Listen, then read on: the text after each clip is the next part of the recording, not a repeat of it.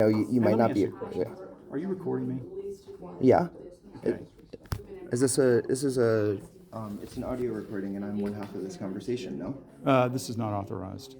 I don't understand. Yeah. Well, This is an what audio I'm recording, and it's a one. no. This is unauthorized.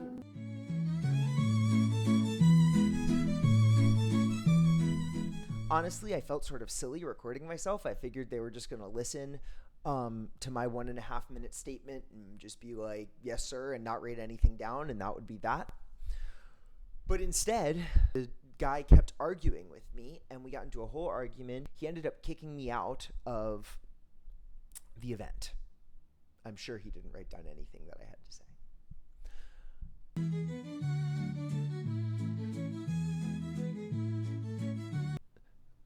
So 2 days ago, in the middle of the night, I got a message on one of my political group chats that said that my House of Representative would be in town, or at least his staff would be in town, to answer questions the next day from 11 to 2. This was a little bit surprising for a couple reasons. This was the first that me or anyone else in any of my political group chats had heard about it, and it turned out that it had only been posted about less than 24 hours before the event. The second reason this was surprising was because the event was being held from 11 to 2 on a Thursday, so not really the most accessible. My town is a small Democratic district in a much larger Republican congressional district. So my county is not one that my representatives like to visit. However, I guess they were making the effort. So I looked into it, and there was only one news article about it from our local news station, shout out, and this is what they said. Staff members who work with the representative, a Republican from the 10th District, will visit Clark County on Thursday. The representative's staff will be available from 11 to 2 at the fire station, and according to the release, constituents will be allowed to speak with the staff on an individual or family basis, no appointments necessary. Finally, it said, recording devices are not permitted. This seemed a little confusing, but before I started, oh my god!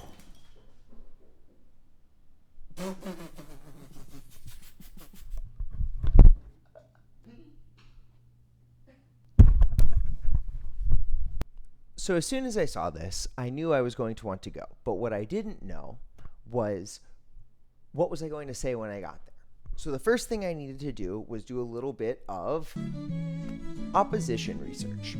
I decided I was going to keep things broad and talk mostly about the allocation of money in the Big Beautiful Bill. Specifically, I looked up how much money was getting allocated to immigration enforcement. Originally, I had thought that $160 billion was going to go to ICE, but it turns out that that was a lie. $170 billion will be spent on immigration enforcement, but don't worry, guys, only $80 billion was given as a lump sum to ICE. The next thing that I wanted to do to really drive home how much money this was to find out some other things that, we might be spending this money on. And it turned out, I didn't realize this, but it turns out $80 billion will buy you a lot of stuff. $80 billion could give the entire country broadband internet, fiber optic broadband internet. It looks like only $40 billion would be needed to cover 98% of the nation. Alternatively, this is sort of a confusing graph, but if you look over in this far right column, a debt-free college tuition plan that covers tuition and all other costs of attendance would cost about $75 billion per year. And finally, housing all people in America would cost $30 billion, barely a fraction of what they've spent on immigration enforcement this past year. As it turned out, in hindsight, that was the end of the research that I did that would actually come in handy during my meeting with the staffer. However, I also did some research on Mike Collins. Now, Mike Collins is a House Republican, and so without knowing too much about any specific things about him, I assumed that I would not like him, and I assumed that he was pretty bad. After looking further into him, I can unhappily confirm he's pretty gross. So most of what I'm going to talk about is his public grossness on Twitter. I will be going through a couple of his different controversies on Twitter. I assume, and I think it's a reasonable assumption, that if this is how caustic he is to people publicly on the timeline, that one can only imagine how he treats people in person who he doesn't agree with. So, when he saw that there was student encampments going up around the country, he made sure to put in his own word showing off without permission a young black man getting arrested at the Emory student encampment. Not sure what y'all are doing up north, but we don't give them time to set encampments. Taser set to stun.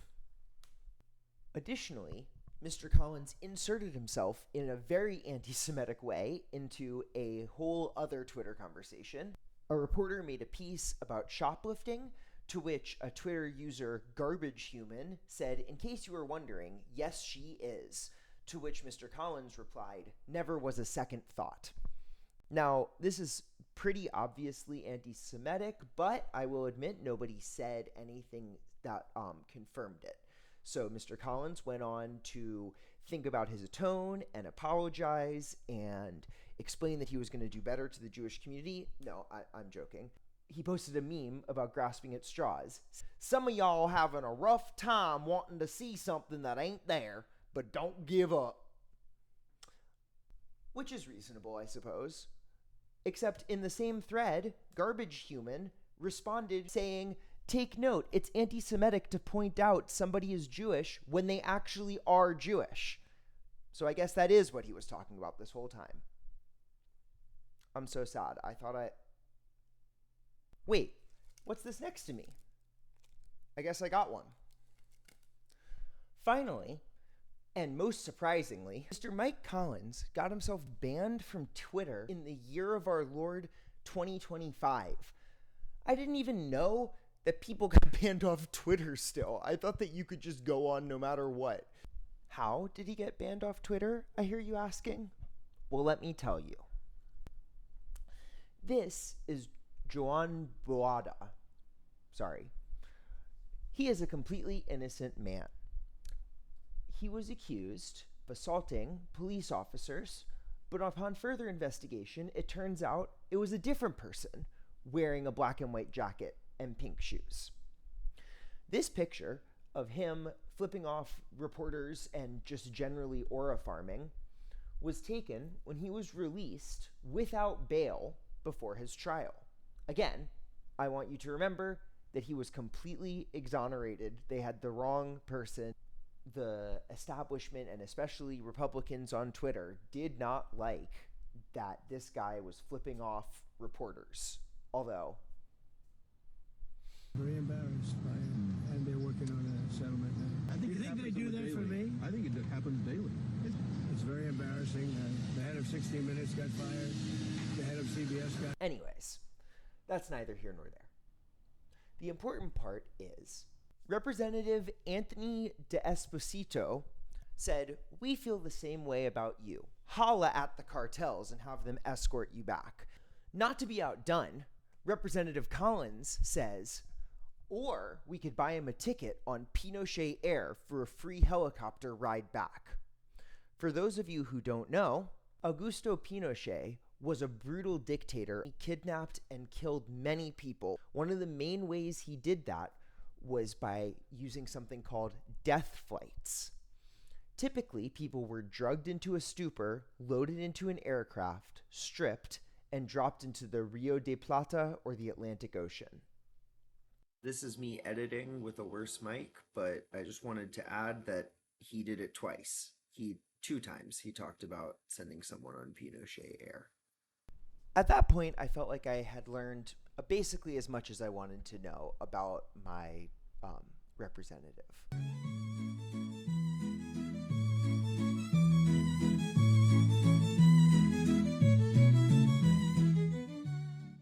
Left-wing, socialistic, woke agenda crammed down the throats of our military. I'm not a lawyer, But common sense tells me that these folks ain't over here on vacation, y'all, and just happen to go in labor. If you want to come into this country from now on, come over here, help advance the American culture. American culture.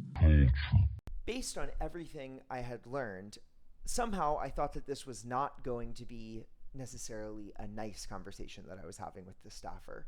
So I decided that it would be a good idea to record myself.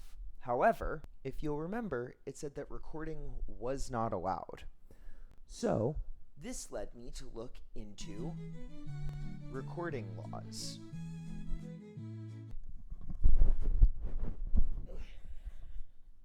So after looking into the recording laws of Georgia, honestly, the main thing that I can tell you guys is that you should be looking into the recording laws of your places.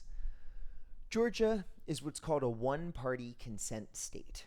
And the fun thing about one-party consent is that it's basically not consent. The more I looked into it, the more confused I got. For example, I Googled, can you secretly record someone in private in Georgia? And AI told me, if you are part of the conversation, you have obtained the one party's consent. So I looked on laws on Wikipedia. I looked at some legal websites. The more I looked into it, the more it seemed fake. Since it seems like everyone has a smartphone nowadays, people frequently ask whether it's legal to record their conversations. For audio recordings, the answer is easy. Georgia, like most states, is a one-party consent state. This means that any party to a conversation can audio record the conversation without the knowledge of any other party in the conversation. If you look up laws on Wikipedia, you can find all about it.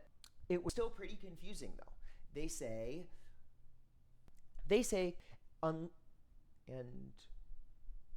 conversations in private places are banned from third-party audio recording, and a member of That's so confusing. It should say but, not and. Conversations in private places are banned from third-party audio recording, but a member of a conversation can covertly record the conversation without the consent of others. Recording actions in public spaces without the consent of those being recorded is also legal, especially recording the actions of public servants doing their actions in the public eye.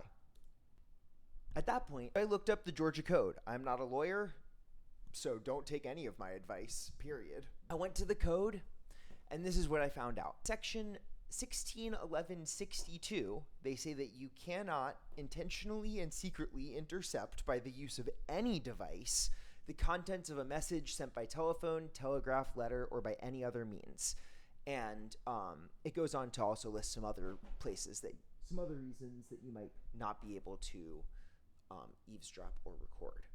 However, if you flip a little bit further to 161166, it says, nothing in code 161162 shall prohibit a person from intercepting a wire, oral, or electronic communication where such person is a party to the communication. So again, no, but actually yes. At this point, I felt mostly confused, but realistically, I figured if I was confused, I was unlikely to get in too much trouble. So I figured I wasn't going to hide my phone. I would hold it out in the open, my notes app, and just see if I could record that way. Now, I debated whether or not to release the argument itself or whether or not to just talk about preparing for the event and what else I had learned. Mostly because I absolutely abhor something that I would call debate pervertry. I'm not the person that came up with this term, but I think it fits it very well. Now, debate pervertry is essentially just caring more about the idea of the debate and the aesthetics of the debate than about the actual topics that you're debating. And generally, there are two different ways that people can act like debate pervs. The first way is during the debate, and the second way comes after the debate. During the debate, the most common way that people display debate pervertry is by ignoring their actual values in favor of winning the argument. So picking up and putting down values as they see fit in order to just make sure that they can win the argument without any regard to try to make their statements consistent with each other. The second, and more common on the internet, way that people can display debate pervertry is by waiting until they win a debate, clipping it, and then posting it, trying to make it seem like they are such good debaters by only selectively posting debates where they feel like they did a good job, or by choosing people to debate with that they feel that they can easily do a good job against. In some ways, this is exactly what I'm doing. I'm taking an argument that I feel like I won with this staffer, and I am posting it online. And I definitely got at least one thing wrong during the argument, probably more than that, because it's hard to think while you're arguing. However, in the end, I decided that this is my representative, and the way that he treated me was honestly very rude and aggressive. I really didn't come in there looking for a fight. I kind of assumed I was going to be just saying my piece and walking out, and then I ended up sort of getting dragged in. It's also important to remember that he is my public servant. I didn't vote for him, but he was elected to represent me. Finally, I just want to state on the record, I didn't actually talk to Mike Collins. This is not him speaking, although it is his picture. It's his staffer, but I didn't think that it was right to, put this random staffer on blast. No reason to be nervous of me. There you go. That could be true. Okay, so I have just some stuff written down so I don't forget anything. And I tried to pull up all my sources in little other tabs if you're interested in any of that. But so to start off, I want to say that I'm a local teacher, but if I'm honest, What do you teach? kindergarten. Kindergarten? Kindergarten at one of the local public schools. So what I've heard is everything you need to know in life you learned in kindergarten. Is that true? Or you didn't learn in kindergarten. didn't learn in Yeah, kindergarten, yes, I think so. I would say that there's a shocking overlap between kindergarten and like watching kindergarten kids and adults do their thing. Yeah. So to be honest, though, I'm not really here to talk about that. My school is facing an insane budget cut. They say it's 25%. They say, pre-K is losing its special ed coverage, but I assume that if he was honest, Mr. Collins thinks that I'm teaching woke or DEI or LGBT or whatever to them, so he's probably just as happy that I'm not getting all that coverage, or not getting all of those funds. But my question is about... Where will the funds impact? It's going to impact pre-K, mostly pre-K, but we're hearing 25% budget cuts across the board at our school. That's what we've been told. Is that on state? That's because of state funding? I don't know. I don't know. The states fund the public schools. Well, then it would be because of So state funding. Georgia funds the public schools. Well, then it'd be because of Georgia, yeah. Okay, I'm just going to pause here for a moment just to explain what exactly federal money is doing in schools. Federal money essentially is going to Title I and to the rural schools. So Title I pays for underfunded schools, whereas the rural schools money goes towards rural schools. You can see that the Department of Ed, a U.S. department that Mike Collins is actively trying to close, provides $18 billion through Title I and $215 million through the rural school program. The rural school program especially helps people in Georgia, and if you look here, you can see listed by congressional district, and you can see the map of where exactly within Georgia will this federal funding, this loss of federal funding impact. You can see that black students would be disproportionately harmed by Title I cuts. In Georgia 10, who Mike Collins represents, $212 million come to us through federal funds every year. And you can see here over on the map that every county in Georgia will be affected by the loss of federal funds. Georgia funds the public schools. Well, then it'd be because of Yeah. Georgia, yeah. That's a matter of fact, that's their biggest budget item. Yeah. The state government is is funding public education. Yeah, somehow we still end up with far too few, mental health workers and teachers and stuff. But anyway, that's not really what my question is here. My question is about the mismanagement of wealth that this big, beautiful bill is doing. Under this big, beautiful bill, it looks like immigration enforcement is going to get $160 billion, with $80 billion of that just getting given as a lump sum to ICE to do who knows what with.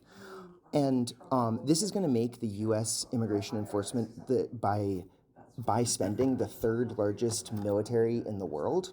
It means that we're spending more per year on immigration enforcement than Russia is spending on its entire military. How did we get here?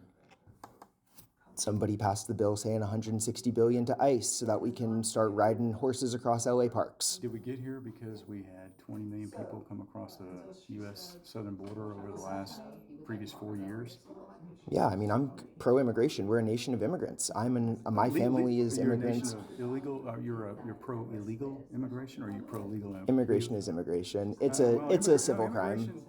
It's the same as jaywalking. I don't consider myself, I should get deported for jaywalking, so I don't think they should get deported for not having papers. Unless you come in and commit felonies. Sure. Yeah, if you come in and commit not a civil crime, then that's a different situation. But not having paperwork is not a serious crime. Give them paperwork, and then that crime is fixed. How do we know what their status is in terms of? What do you mean? How do you know if a citizen's? Anyway, this isn't what I was here to really argue about. Well, I was here about to. how we got here. Though. That's how we got here. Okay, but I was here to say that instead of spending this 100, I was looking into it. Instead of spending 160 billion on ICE, Okay. here's some other stuff we could have done. All right. According to, here, I'll pull it up for you. According to According to who? let me tell you. According to the FCC, we could install nationwide fiber optic cables for $80 billion, so half of what we're spending on immigration enforcement. According to Saito Is analysis. that exactly what the FCC said? They said instead of spending 108, did the FCC actually say, instead of spending 160 billion on ICE, we could use 160 billion to install? The FCC estimated it would cost about $80 billion for a one-time fix to deliver broadband to everyone. Or we could spend $40 billion to deliver it to 98%. So is broadband a government responsibility? I mean, basically, utilities are private entities, and broadband is a utility. Oh, I'm just describing some other ways that this money could have been spent. But I'm talking about, that would be what needs to happen there is private investment. Sure. Or public investment would also probably also give the money. Public assistance in that, obviously, but private investment would be the answer to that, because what they're going to do is they're going to take that broadband and they're going to basically turn it into a revenue generator. Who is? Who is the people that install the broadband? The whole point of government is to make to make things that should not be profitable available to people so that they are not profit But it's a driven. utility, though. Broadband's a utility. Correct. Why do governments regulate utilities? So that you and I don't have to pay, so that we don't pay astronomical. So why are you trying to take that away? Why do you want more private infrastructure to put in these utilities instead of letting the government regulate it? If you think the internet should be a utility. No, we think the government doesn't need to be in the business of private utilities, but the government needs to make sure that utilities do it in a responsible, effective, and cost-effective manner for the consumer. I mean, it's really consumer protection. Right. So instead of paying half of what I'm paying right now out of my taxes to ICE, I could spend half of that money to give everyone in America broadband. But then you're putting the government in broadband business. And Correct, because it's a utility. The government doesn't need to be in the government should not be in the utility business. So who puts utility pipes to your house? If you have a new street, who puts in those pipes and all of the? Well, those are your tax dollars that are coming from your city. Your city is. So the government puts in those water and all of those fire hydrants. Not the federal government. Sure, but the government puts in those fire hydrants. It's your local dollars. Right, because it's a And utility, they put in those wires, when you those think about it- telephone when you wires, think those about it, water your pipes. Your local governments are really they're businesses, really. They're providing these goods and services to you. Right, they're providing goods and services that they've decided are Mutual right, mutually beneficial. Right, and so, okay, so I'm still not understanding. You said that the government installs the pipes to your house, they install the wires to your No, house. you're talking. This is federal government. Yeah, we're talking. I'm just talking about numbers of money, though. So the federal government should not do a nationwide solution to broadband, because a nationwide solution to broadband is not appropriate in. It's different in this state and that state. It's different in this region of the state, that region of the state. There's differences, different needs, different. Right, I'm just saying that for half of the cost that they're putting into ICE right I now, got you. they Based on could the be number, putting in. 80 and 160. I get the number. Yeah, and then it would also cost, according to, If that's what the federal government were to do, if the federal government were to go into the utility business, correct. yeah. According to, this is also something that I'm sure you're going to tell me the government shouldn't be doing, but according to Saito analysis, which is just an economics analysis, they, Not sure who they are. yeah, I don't either. I'm not either, but they have their math right here. But basically, they say that it would cost about $30 billion per year to eliminate homelessness if you assume that you have to pay as much as you pay for incarcerated criminals per homeless person to house them, like we house incarcerated criminals. It would cost $30 billion. So that's less than a fourth of what we're spending on ICE to house everyone in the United States. And we You're could going to put the United States in the housing business. no, again, I'm just trying to grapple with the amount of money that is being spent right now, and I'm trying to come to grips with why this money is being spent to do something that's going to hurt me rather than do all these things that could make my life better. Basically, the return on this investment is going to be safety. It's going to be security, safety. It's going to be So it's all things that have no value, no nominal value. safety and security doesn't have a nominal value. I mean, that's like Put a number on it. You can't. It's priceless. Yeah, it's Safety and priceless. security is priceless. Sure. Yeah. If you use Maslow's hierarchy, that's the lowest possible level. And I'm sure that the is people, safety and the people currently waiting for their on your way to trial. self-actualization. It's the I'm lowest. sure the people currently waiting for their trial, getting bit by mosquitoes with no AC down in the Okefenokee, also feel very safe. Like it's neither here nor there. But and then finally, I just wanted to add that $90 billion would pay for debt-free college tuition. Okay, I do want to cut in here again just to let you guys know I was actually wrong about this, or at least I couldn't find what I was referencing at the time. I'm pretty sure I saw an article referencing a $90 billion number with regard to free college tuition. However, as you can see here, the actual number is even lower, and so I don't think that this changes really the core of my argument. I just wanted to set the record straight to say that it looks like it would be $75 billion for the first year, not $90 billion for the bill. There was a bill that was attempted to be passed a couple of years ago for $90 billion that allocated $90 billion to make college tuition free for all of America. Well, first of all, everybody shouldn't go to college, and everybody going to college is not the solution to. It's not the because there's not enough. We need more people to go to technical schools. I went to a technical school. Yeah, we need a lot more people. I had to pay for it. And I wish I didn't. I wish it was free as well. Today you don't have to pay for it. Today there's programs. Today there are state programs that will pay for you to go to technical college because of the high demand. I forget exactly what the acronym is, but it's basically the high demand careers that are requiring technical skills. Now that's not to say people shouldn't go to college, but that's to say that we shouldn't just say pay for everybody to go to college, because college is not for everybody. It's not, and it is not the key to. It's not the key to building necessarily building a life for yourself. Sure. So, Okay, so all in all, I guess my question is for Mr. Collins would be, how does the big beautiful bill help the children in America more than ending homelessness, installing nationwide reliable internet, and giving all children in America free college tuition would help them? Well, I pretty much kind of answered the internet part of it. It's really not designed. The government should not be in the utility providing business. Okay, but how is this going to help me more than having nationwide internet would help me and would help all the children? What?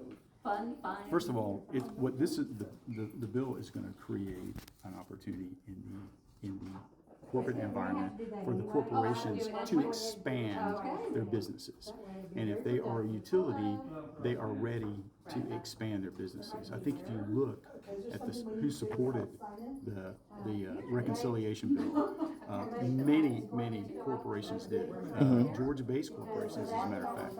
So they wanted the reconciliation because they need to use the tax savings to invest in their services, and they're expanding their capabilities. For instance, broadband is being put in by the EMCs, the electric municipal, electric mutual EMCs. Here, wait, I got you. I'll Google it. EMCs are providers, electric membership corporations. EMCs. Okay, there you go. Yeah. So basically, like for instance, if you get your power from Jackson EMC, you're a member of Jackson. You're a member of Jackson EMC, and they provide you with power. And Right. And they get their power from power generators. Georgia Power is a power generator. Right. Thor Power. Yeah, I think. So they. I think that's me. I think I'm they guessing take it's it. They you. take it from to a certain point to your house and give you power. So the EMCs are in the business of bringing in broadband to rural communities. It's very ongoing in Georgia right now. And the governor's office has a broadband office that is overseeing all of those efforts and that expansion to bring broadband to the most rural areas that desperately need it. I mean, we've got it here in this area.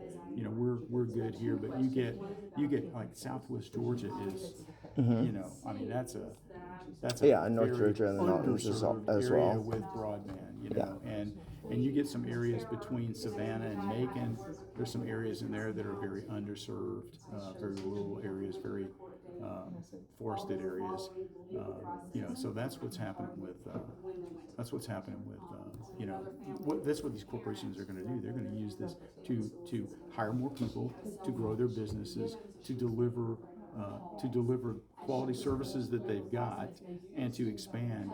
Is that based on any data that you've seen, or is that just based on your feelings?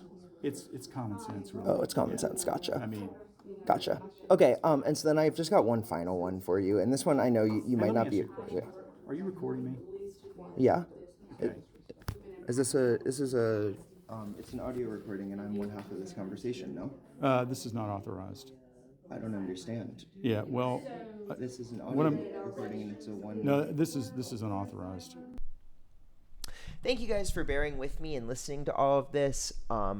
I hope that you learned something. I don't know if I'm going to be uploading regularly, or rather, I do know that I will not be uploading regularly, but I hope to see you guys all again soon. And until then, remember solidarity forever and free Palestine. Oh, and I almost forgot. While I was researching, I looked up to see if the ADL had made any comments about Mike Collins's anti-Semitic remarks. Of course, they hadn't. He supports Israel. But I did learn that he has been bought by AIPAC, as many of our politicians have. You would not believe, though, how low of a price congressperson Mike Collins got bought for AIPAC by. He was bought for $9.44. Mike, I will pay you to come out against Israel. Hit me up.